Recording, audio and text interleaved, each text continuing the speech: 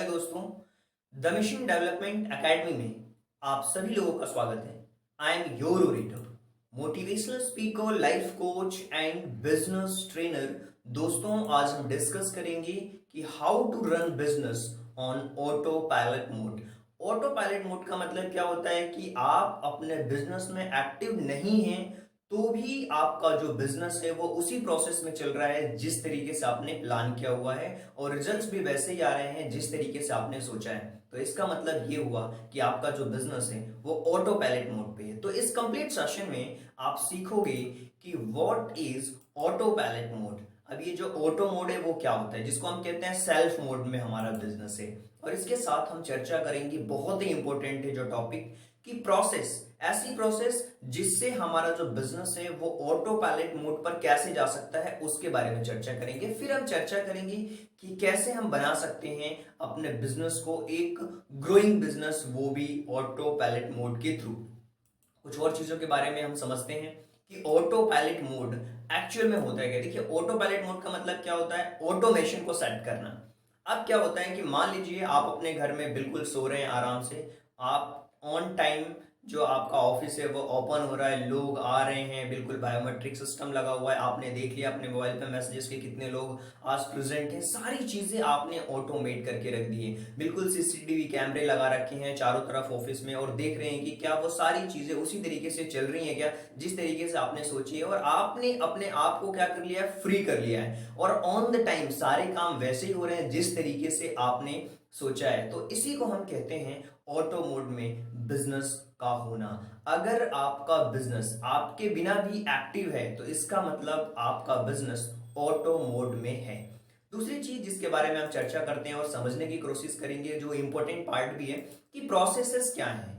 Process कैसे हम build कर सकते हैं अपने बिजनेस के अंदर जिससे वो ऑटो पायलट मोड में चला जाए। सबसे पहली चीज और इंपॉर्टेंट चीज मैं आपको बताता हूं, आपको आइडेंटिफाई करना पड़ेगा आपके बिजनेस के गोल्स क्या हैं, विजन क्या है और कल्चर क्या है। आप एजुकेशन में हैं, आप सर्विसेज में हैं, आप कोई प्रोडक्ट बेस्ड बिजनेस कर रहे हैं तो कुछ ना कुछ आपका एक गोल होगा, एक टारगेट होगा, एक सेगमेंट होगा कि मुझे यहां तक पहुंचना है। तो उस विजन को क्लियर रखिए और अपने कल्चर को उसके अंदर इन्वॉल्व करिए ताकि वो बिजनेस एक प्रोसेस में ढल पाए और हमेशा रिप्लेसेबल बनिए। यानी कि हो सकता है कि आज कोई काम आप कर रहे हैं, आप कोशिश करिए कि इसी काम को कौन ऐसा व्यक्ति है जो आपकी जगह पे इस काम को कर सकता है। यानी कि आपको क्या करना है, रिप्लेस करना है उस काम को ताकि दूसरे लोग आए और उस काम को करें। इसको हम कहते हैं रिप्लेस एबल, राइट। तो आपको आपको वो जगह छोड़नी पड़ेगी ताकि कोई और पर्सन आ सके, राइट। हो सकता है कि आप बिल्कुल काउंटर पे बैठ रहे हो, अकाउंट देख रहे हो, तो अगर आप उस काम को छोड़ेंगे तभी कोई दूसरा व्यक्ति वहां पे आएगा। तो इस तरीके से प्रोसेस में आप क्या करेंगे, दूसरे को उस बिजनेस में ला सकते हैं, राइट। और इस तरीके से आपका बिजनेस एक ऑटो मोड पे जा सकता है।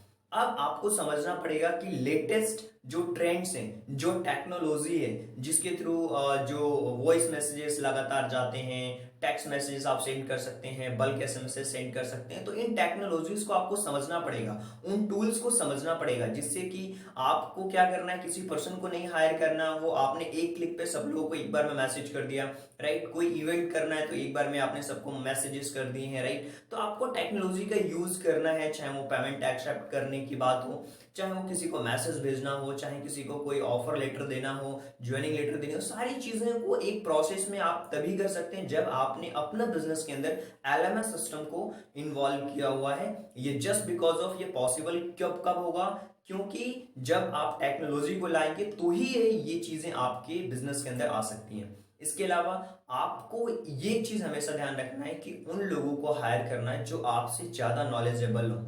यानी कि उन व्यक्तियों को हायर करें जो आपको रिप्लेस करें और आपसे ज्यादा जानते हो। तो आपका जो बिजनेस है ऑटो पायलट मोड में होते हुए भी बहुत आगे की तरफ ग्रो करेगा, क्योंकि अगर आपसे कोई इंटेलिजेंट व्यक्ति है ना तो कहीं ना कहीं वो आपसे ज्यादा अच्छा करेगा और अच्छा सोचेगा।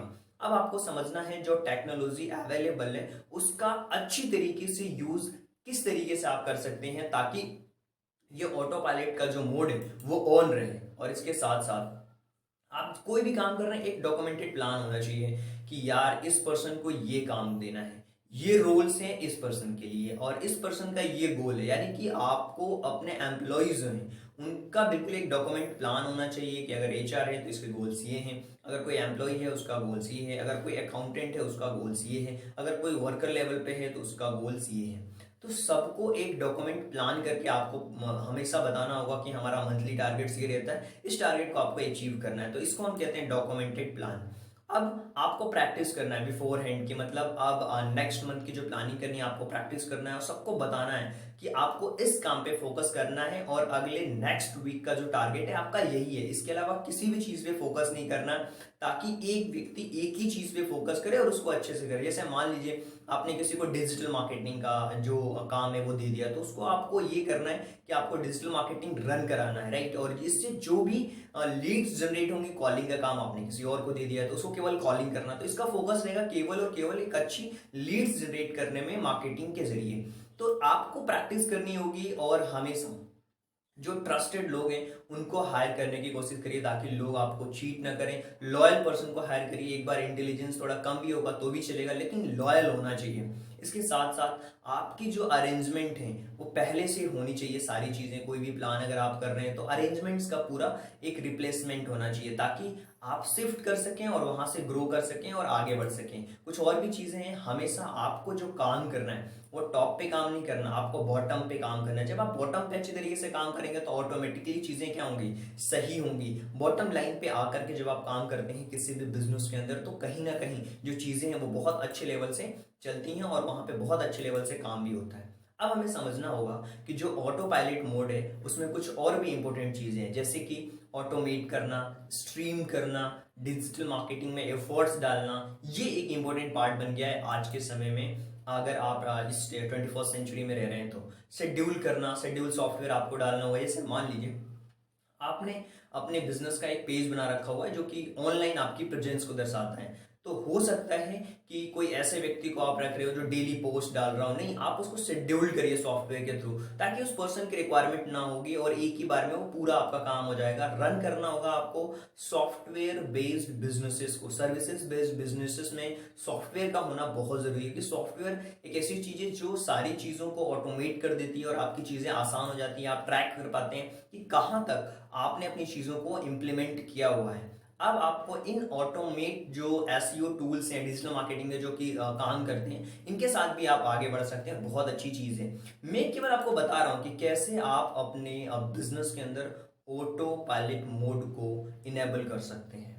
अगर आपने इस चीज को इनेबल कर दिया तो आपका बिजनेस यकीन मानिए बहुत तेजी से आगे बढ़ेगा और जो वर्क फ्लो है उसको इंप्रूव करने की कोशिश करो। ऐसा नहीं कि लोग आ रहे हैं कर रहे हैं जा रहे हैं, लोग आ रहे हैं कर रहे हैं जा रहे हैं, नहीं, रिजल्ट पे फोकस करिए। रिजल्ट्स ओरिएंटेड आपको बनना पड़ेगा और वर्क फ्लो को इंप्रूव करना पड़ेगा।